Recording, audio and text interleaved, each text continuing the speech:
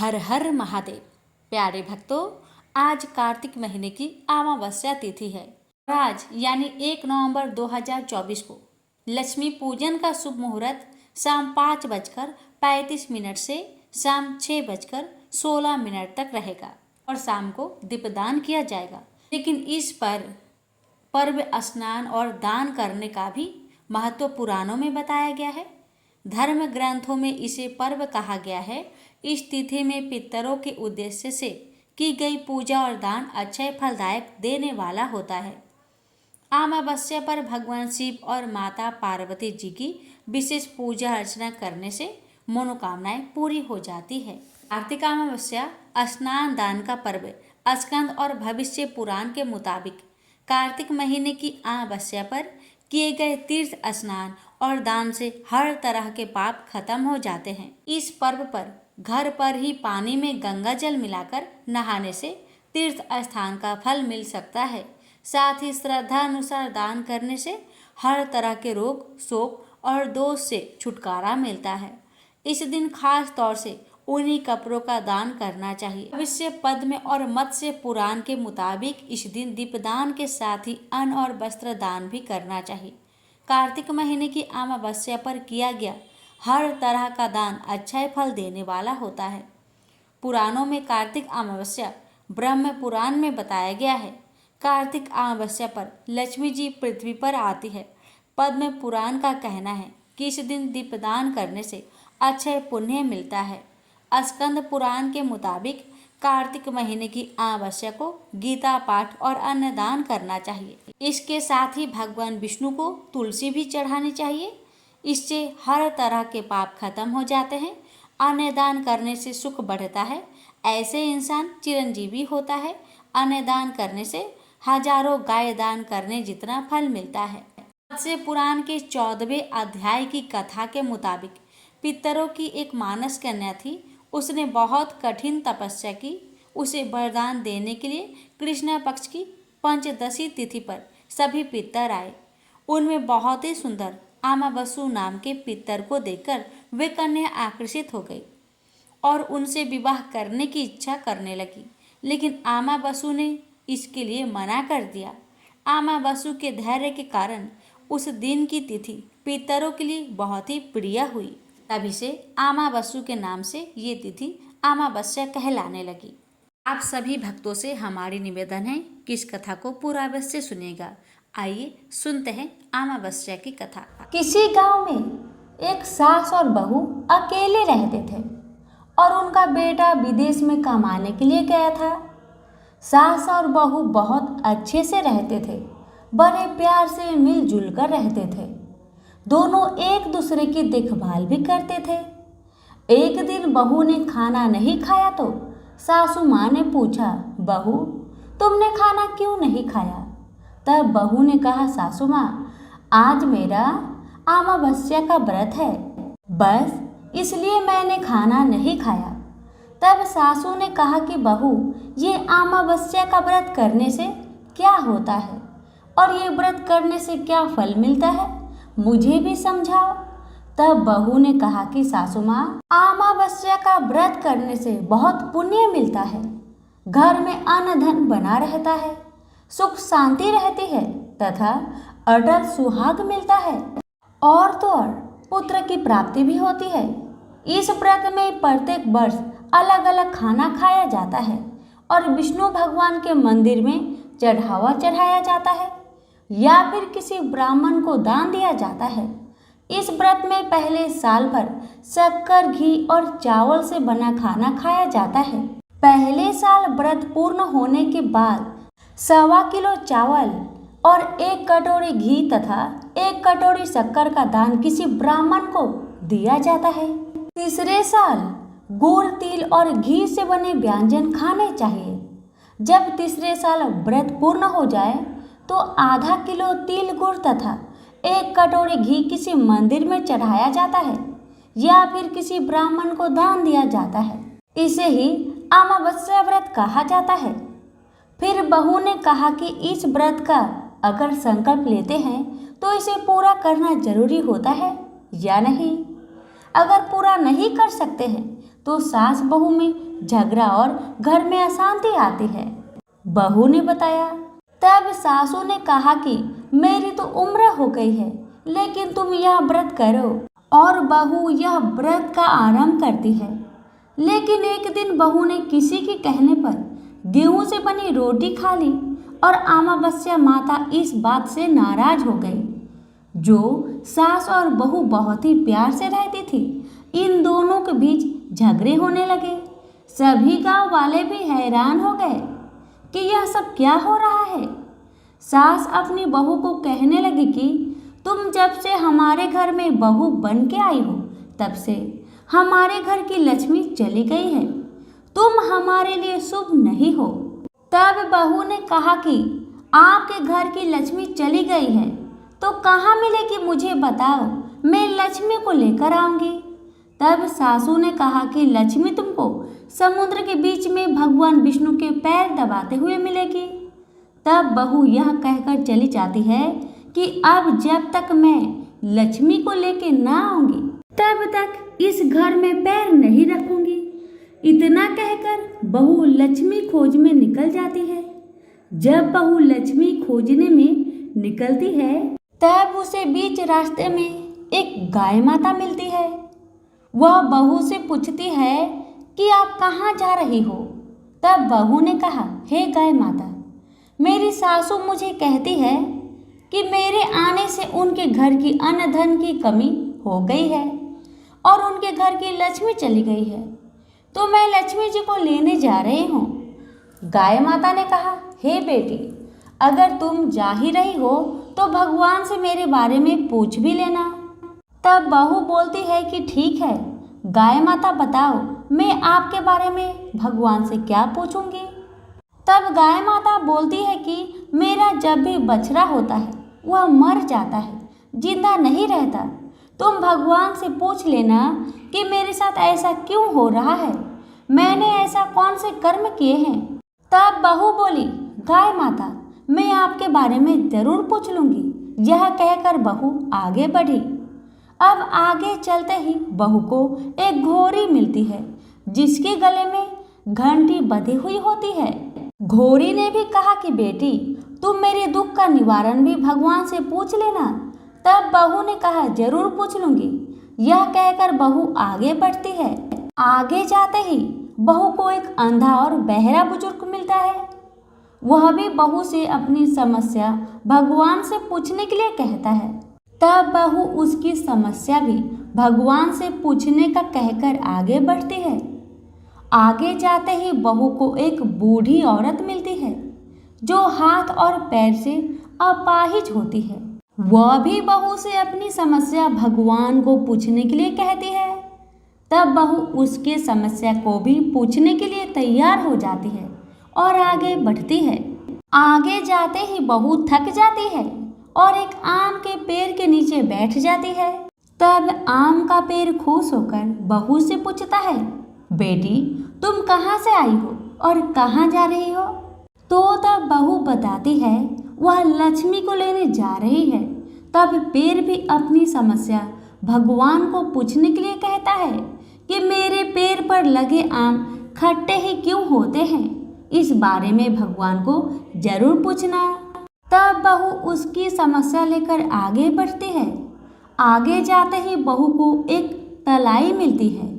वह भी बहू को बताती है कि तुम भगवान से पूछना कि मेरी तलाई का पानी इतना मैल क्यों है, कोई भी इसे नहीं पीता है। तब बहू कहती है, जरूर पूछ लूंगी, और कहकर आगे बढ़ती है। बहुत दिनों जंगल में चलते चलते बहू थक जाती है। उसे भूख भी लगी होती है, लेकिन खाने को नहीं मिलने से वह थक जाती है और जंगल में बेहोश हो जाती है। और भगवान का चमत्कार देखिए, उसी समय भगवान विष्णु और माता लक्ष्मी वह विचरण करते हुए आते हैं। तब माता लक्ष्मी विष्णु जी से कहती है, हे नाथ, यह आपकी बहुत बड़ी भक्त है, आप इसके दुखों का निवारण करें। तब भगवान विष्णु कहते हैं कि इस संसार में बहुत जीव दुखी है, सभी अपने अपने कर्मों का फल भोग रहे हैं, किस किस के दुख का निवारण मैं करूं। तब माता लक्ष्मी ने विष्णु से विनती की और कहा कि वह भूखी प्यासी है और इसे यहाँ अगर ऐसे ही छोड़ दिया जाए तो जंगली जानवर उसे अपना शिकार बना लेंगे। माता लक्ष्मी की बात सुनकर भगवान विष्णु एक साधु का वेश धारण करते हैं और बहू के पास जाते हैं और उसे होश में लाते हैं। बहू के होश में आते ही साधु भेष में भगवान उससे पूछते हैं कि वह यहाँ क्यों आई है और कहाँ जा रही है। तब बहू पूरी बात बताती है। उसकी बात सुनकर भगवान विष्णु और माता लक्ष्मी प्रकट होते हैं। उनके साथ अमावस्या माता भी प्रकट होती है। बहू उनके चरणों में गिरकर वंदना करती है। अमावस्या माता बहू को कहती है कि बेटी, तूने मेरे व्रत को खंडित किया है, इसी की सजा मिली है, लेकिन तुम्हें अब मैं माफ करती हूँ और तुम घर जाओ। तुम्हारा घर अन्न धन से संपन्न होगा, तुम्हारा घर सुंदर महल में बदल जाएगा और तुम्हारी सभी मनोकामना पूर्ण होगी। यह सब होने के पश्चात बहू रास्ते में जो भी मिला उन सभी के दुखों का निवारण करने के लिए विनती करती है। तब भगवान विष्णु बोलते हैं कि गाय ने कभी अपना दूध किसी को नहीं पिलाया, उस वजह से उसके बछड़े जिंदे नहीं रहते हैं। तुम उसका दूध पी लेना, जिससे उसके बछड़े जिंदा रहने लगेंगे। और घोड़ी पिछले जन्म में आटा पीसने वाली महिला थी। वह किसी को आटा पीस के नहीं देती थी, इसलिए उसके गले में चक्की के पाट बंधे हुए हैं। तुम उसके पाट खोल देना, वह बिल्कुल ठीक हो जाएगी। बुजुर्ग कभी भगवान के मंदिर नहीं गया और ना ही उसने कभी भगवान के भजन सुने। तुम उसको मंदिर ले जाना और दर्शन करवा देना, वह भी ठीक हो जाएगा। बुजुर्ग महिला जो थी उसने कभी भी अपने जवानी में दान पुण्य नहीं किया, इसलिए उसे यह सजा मिली है। तुम उसे दान करवा देना तो उसकी विकलांगना दूर हो जाएगी। उस आम के पेड़ ने कभी किसी बच्चे को अपने आम खाने को नहीं दिए, इसलिए उसके सभी फल खट्टे होते हैं। तुम उस पेड़ का आम खा लेना, फिर उस पेड़ पर मीठे आम आ जाएंगे। तलाई का पानी पिछले जन्म में देवरानी जेठानी थी। वह हमेशा झगड़ती रहती थी, इसलिए उसका पानी मैला है। तुम उसका पानी पी लेना, वह तलाई शुद्ध हो जाएगी। बहू ने भगवान विष्णु, माता लक्ष्मी और अमावस्या माता को नमन करके घर जाने के लिए निकलती है और रास्ते में उसे जो भी मिला उनके सभी समस्या भगवान के कहे अनुसार दूर करती गई। सभी उसे आशीर्वाद देते हैं। घर जाते ही उसका घर एक सुंदर महल में परिवर्तन हो जाता है तथा घर में अन्न धन भरा मिलता है। अब बहू सासू से कहती है कि सासू माँ, आपने सच कहा था, मैं आपके लिए शुभ नहीं हूँ। मेरे जाने से ही आपके घर में लक्ष्मी आई है। अब आप यहाँ रहे, मैं मरने जा रही हूँ। तब सासू ने कहा कि हे बेटी, यह सब तुम्हारे अमावस्या व्रत का फल हमें मिला है। तुम यहाँ पर ही रहोगी, कहीं नहीं जाओगी। और सास बहू खुशी खुशी रहने लगे। एक दिन उसका बेटा भी विदेश से लौट आया और घर में यह सब देखा। तब उसकी माँ ने सब बात उसे बताई। इस तरह वह लोग खुशी खुशी अपना जीवन व्यतीत करने लगे। तो सभी प्रेम से बोलिए लक्ष्मी नारायण की जय, अमावस्या माता की जय। पुण्य का फल। एक बार धनवती ने अपने पति देव स्वामी से कहा, स्वामी, आपका ध्यान स्वतः इस ओर नहीं गया कि हमारी पुत्री गुणवती अब विवाह योग हो गई है। अब समय आ गया है कि आप उसके लिए एक अच्छा सा वर ढूंढे। अपनी पत्नी की बात सुनकर देव स्वामी बोला, हाँ धनवती, तुमने ठीक कहा।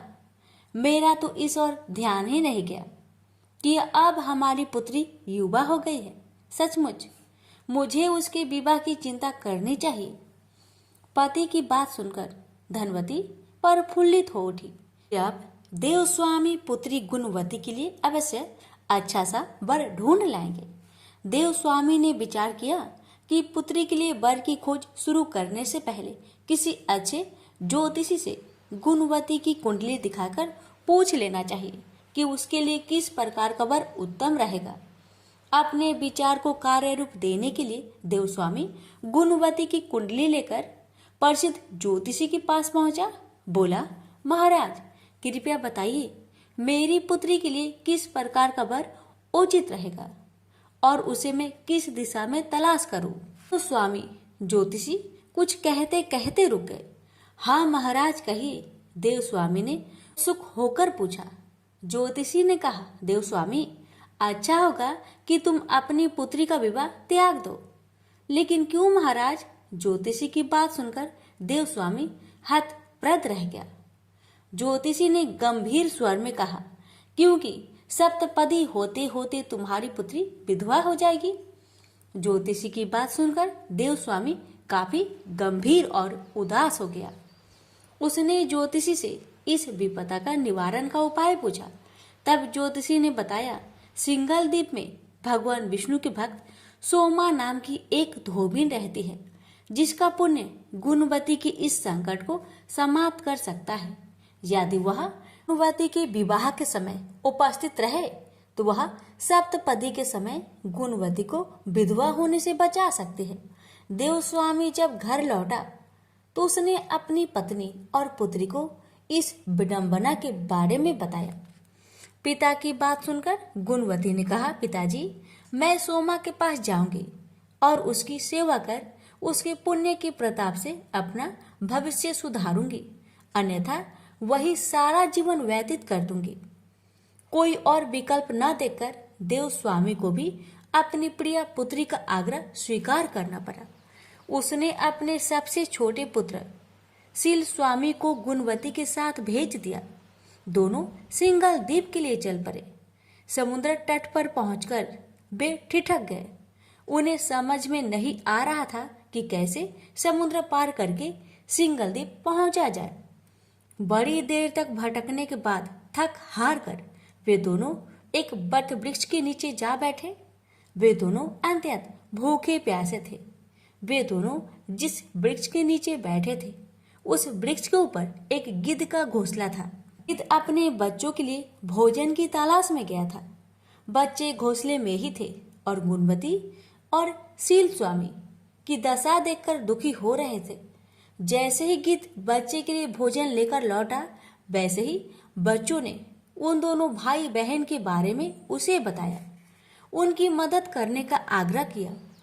अपने बच्चों का आग्रह सुन गिद्ध पसीज उठा और उसने गुणवती तथा सील स्वामी को अपने पंखों पर बैठाकर सिंगल द्वीप में सोमा के घर के निकट पहुंचा दिया। सिंगल द्वीप में सोमा के घर के निकट पहुंचकर गुणवती विचार करने लगी। ज्योतिषी ने बताया था कि यदि सोमा मेरे विवाह के अवसर पर उपस्थित रहे तो मैं सप्तपदी के समय विधवा होने से बच सकती हूँ। सोमा को प्रसन्न करके ही साथ चलने का आग्रह किया जा सकता है। यह विचार कर दोनों भाई बहन ने पास में ही एक झोपड़ी बनाई, उसमें रहने लगे। सोमा नित्य प्रतः भगवान विष्णु की आराधना किया करती थी। उसके जागने से पूर्व ही उसकी बहुएं उसकी पूजा स्थल को लीप पोत कर संवार दिया करती थी। अब गुणवती ने सोमा की बहुओं से पहले ही जागकर सोमा के पूजा स्थल को लीप पोत कर संवारना शुरू कर दिया। सोमा का ध्यान शीघ्र ही इस ओर गया कि मेरी पूजा स्थल जिस ढंग से संवारा जाता है उस ढंग से मेरी बहुएं कभी नहीं संवारती। सोमा धोबन ने बहुत सोच विचार कर अपनी बहुओं से पूछा। उन्होंने झूठ बोल दिया कि हम लोग ही यही काम करते हैं। तब सोमा ने स्वयं पता लगाने का निश्चय किया। वह रात भर जागते रही। रात्रि की अंतिम पहर में उसने एक युवती को पूजा स्थल को लीपते हुए देखा। सोमा तत्काल उसके पास पहुंची और बोली, पुत्री तुम कौन हो और प्रतिदिन मेरे स्थल की साफ सफाई क्यों करती हो? तब सोमा ने अपना परिचय देते हुए अपने संकट के बारे में बताया और उससे अपने साथ चलने का आग्रह किया। गुणवती की सेवा भावना देखकर सोमा का मन द्रवित हो उठा। वह गुणवती के साथ चलने के लिए तैयार हो गई। शुभ मुहूर्त पर गुणवती का विवाह समारोह प्रारंभ हुआ। सप्तपदी पूर्ण होते होते वर अचेत होकर गिर पड़ा। तत्काल उसकी मृत्यु हो गई। तब सोमा भगवान विष्णु से प्रार्थना करने लगी कि हे भगवान, मेरे पुण्य का फल वर को देकर उसे जीवित कर दो। भगवान विष्णु ने सोमा की प्रार्थना स्वीकार करते हुए वर को जीवित कर दिया। गुणवती अपने पति को जीवित पाकर भाव विभोर हो गई। सोमा अपना काम पूरा करके सिंघल द्वीप लौट गई। घर पहुंचकर उसे एक हृदय विदारक दृश्य देखने को मिला। पुण्यवती सोमा की अनुपस्थिति में उसके पति, पुत्रों एवं दामाद की मृत्यु हो गई थी। परिजन उसके शव के निकट विलाप करते हुए सोमा की आने की प्रतीक्षा कर रहे थे। सोमा ने उसी समय भगवान विष्णु का ध्यान करते हुए पीपल के वृक्ष की 108 बार परिक्रमाएं की।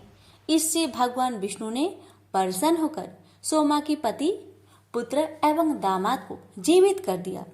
यह देखकर सोमा की बड़ी बहू ने कहा, हम लोग भी आज से भगवान विष्णु की आराधना किया करेंगे। वह कोई उत्तर दे पाती, इससे पूर्व ही भगवान विष्णु प्रकट हो गए और उन्होंने सोमा की बहुओं को समझाते हुए कहा, यह मात्र मेरी कृपा का परिणाम नहीं है, ये तो सोमा के उस पुण्य का शुभ परिणाम है जो इसने निष्ठा, लगन और परोपकार के द्वारा अर्जित किया है। मैं भी उसी की सहायता करता हूँ जो आडंबर को त्याग कर मौन साधना और परोपकार में मन लगाता है। भगवान विष्णु की बात सुनकर सोमा की बहू की आंखें खुल गई और उन्होंने भी ईश्वर की मौन साधना और परोपकार का प्रण किया।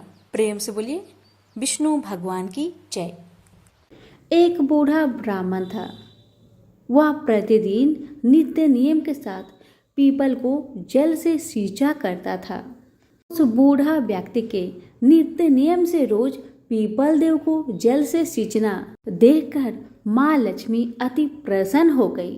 अब माँ लड़की एक कन्या का भेष में पीपल के वृक्ष से निकलती और बूढ़े ब्राह्मण से कहती, पिताजी, मैं आपके साथ चलूंगी।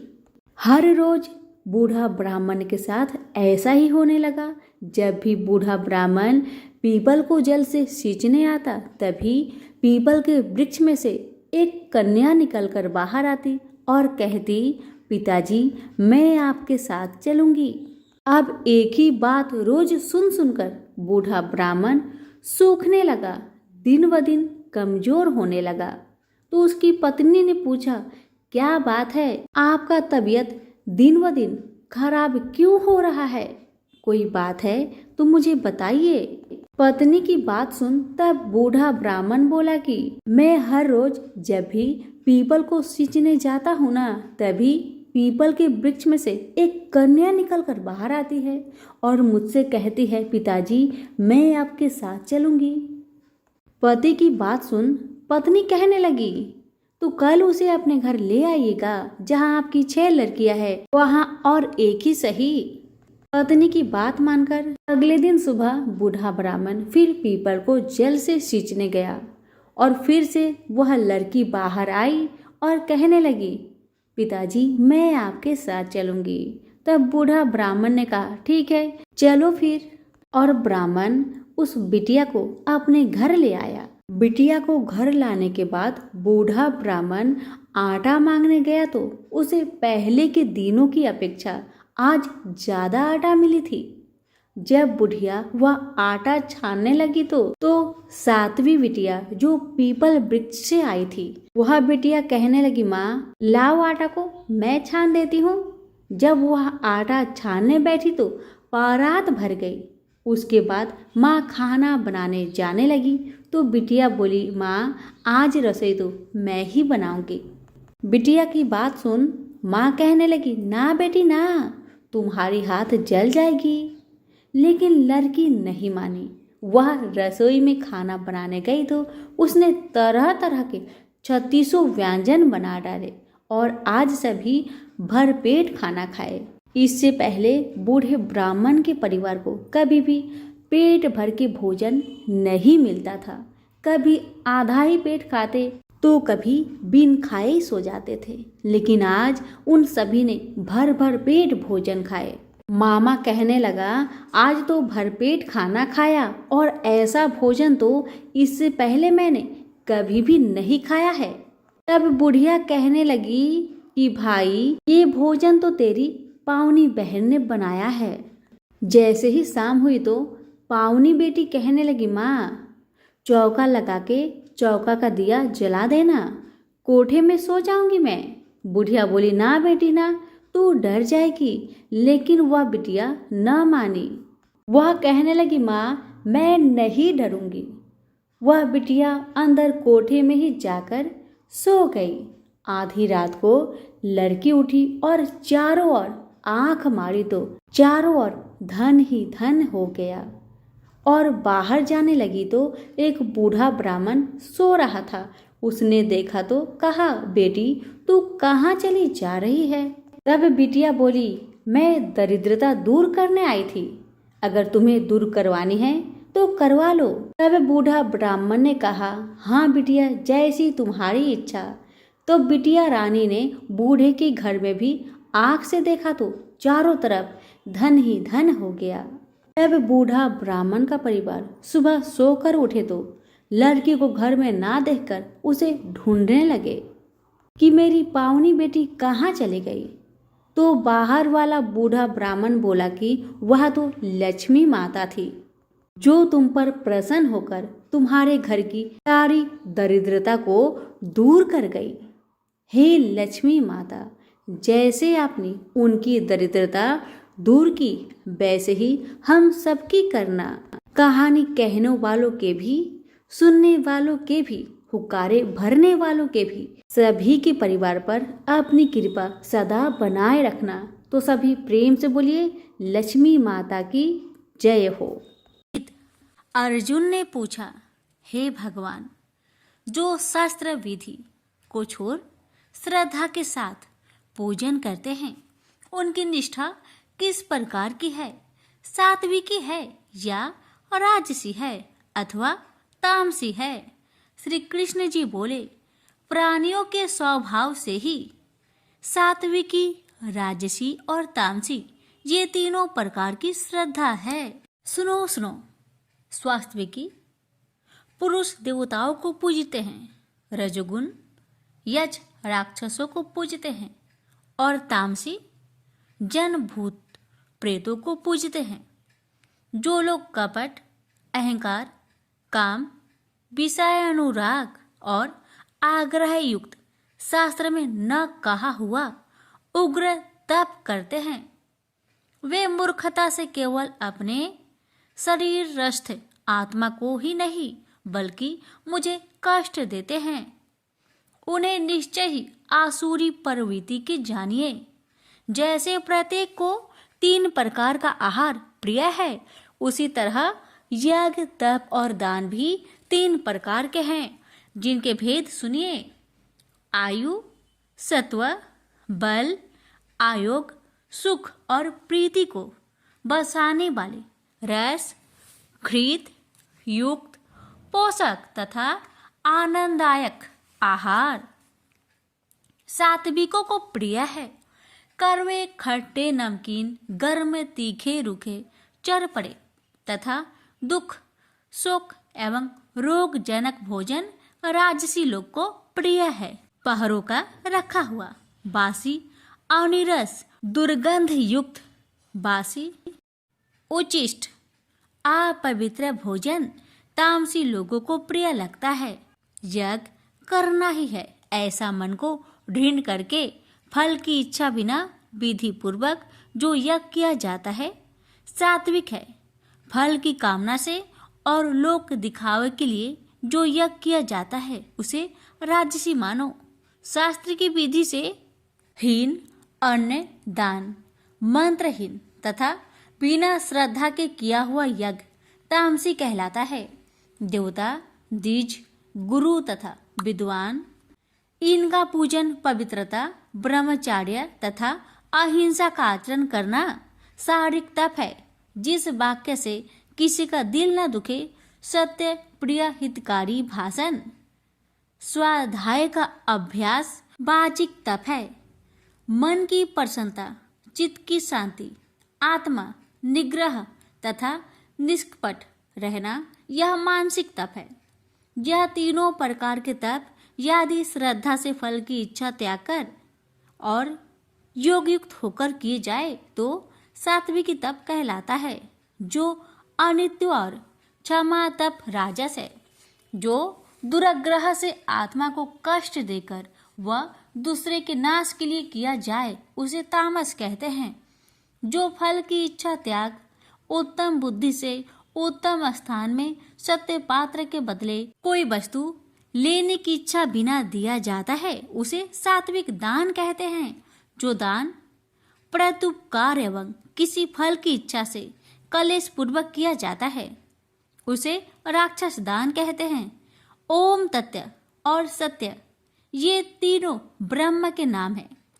इन्हीं से आदिकाल में वेद और ब्राह्मण है। इसी से ज्ञानी पुरुष यज्ञ दान तथा तप आदि क्रियाएं ओमकार उच्चारण सद्भाव एवं साधु भाव से किया जाता है तथा मंगलादिक विवादिक कर्म में भी जो सत कहते हैं और ईश्वर प्राप्ति के अर्थ कर्म है ये भी सत कहलाते हैं। पार्थ, श्रद्धा से रहित दान तप तथा अन्य जो कर्म किए जाते हैं वह असत कहलाते हैं। वह न इस लोक में और न परलोक में ही हितकारी है। प्रेम से बोलिए श्री कृष्ण भगवान की जय। आप श्रवण करेंगे 17वें अध्याय का महात्म्य। श्री नारायण जी बोले, मंडलिक नामक देश में दुशासन नाम का राजा था। एक राजा किसी और देश का था। उन्होंने आपस में शर्त रखी कि हाथी लड़ाए और जिसका हाथी जीते सो अमुक धन लेगा। तब दूसरे राजा का हाथी जीता, दुशासन का हारा। कुछ ही दिन पीछे वह हाथी मर गया। तब राजा को बड़ी चिंता हुई कि एक तो द्रव गया, दूसरा हाथी मरा, तीसरा लोगों की हंसी, इससे निंदा हुई। उसी चिंता में राजा मर गया। अब यमदूत पकड़कर धर्मराज के पास ले गए। धर्मराज ने कहा, यह हाथी के मुंह से मरा है, अतः इसे हाथी की योनि दो। हे लक्ष्मी। राजा दुशासन सिंघल द्वीप में जाकर हाथी हुआ। वहां पर राजा के बहुत हाथी थे, 3 में ही वह भी था। उसे पिछले जन्म की याद भी मन में बारंबार यही बात कुदेरती कि मैं पिछले जन्म में राजा था, अब हाथी हुआ हूँ। बहुत रुदन करे, खाना पीना कुछ नहीं खाता। इतने में एक साधु आए और उन्होंने राजा को एक श्लोक सुनाया। राजा बड़ा प्रसन्न हुआ और कहा, हे संत जी कुछ मांगो। उसने कहा, और सब कुछ मेरे पास है किंतु एक हाथी नहीं है। राजा ने यह सुनकर वह हाथी दे दिया। ब्राह्मण उसे अपने घर ले आया, हाथी को दाना दिया। वह नहीं खाता, पानी भी नहीं पीता। रुदन कर मन में सोचे कि कोई ऐसा हो जो मुझे इस योनि से छुटकारा दिलाए। तब उस साधु ने महावत को बुलाकर पूछा कि इस हाथी को क्या दुख है, इस कारण से यह कुछ खाता पीता नहीं। महावत ने देखकर कहा, कुछ रोग तो नहीं है। तब साधु ने राजा से कहा, हाथी खाता पीता कुछ नहीं, खरा खरा रुदन करता है। यह सुनकर राजा स्वयं देखने को आया। राजा ने भले युग वैद महावत बुलवाए और उनको हाथी दिखाया। उन्होंने देखकर कहा, हे राजन, इसको कोई मानसिक दुख है, देह का कोई दुख नहीं। तब राजा ने कहा, हे हाथी, तू ही बोलकर कहे तुझे क्या दुख है। परमेश्वर की शक्ति से मनुष्य की भाषा में हाथी ने कहा, हे राजन, तू बड़ा धर्मज्ञ है और यह वृक्ष भी बड़ी बुद्धिमान है। इसके घर कान वही खाए जो बड़ा धर्मात्मा हो, मुझे क्यों मिले। तब साधु ने कहा, हे राजा, अपनी हाथी फेर लो। राजा ने कहा, दान दिया हुआ हाथी नहीं फेरता, यह हाथी मरे चाहे जिए। तब हाथी बोला, हे संत, तुम मत घबरा, तेरे घर में कोई गीता का पोथी हो तो मुझे 17वें अध्याय का पाठ सुना दे। तब उस साधु ने ऐसा ही किया। हे लक्ष्मी, 17वें अध्याय का पाठ सुनते ही तत्काल हाथी की देह छूटी, देवदेही पाई तथा स्वर्ग से विमान आया। उस पर चढ़कर राजा के सामने खड़ा हुआ और राजा की स्तुति की। तू धन्य है, तेरी कृपा से मैं इस अधम देश से छूटा हूँ। नारायण ने कहा, लक्ष्मी, यह 17वें अध्याय का महात्म्य है। प्रेम से बोलिए लक्ष्मी नारायण की जय।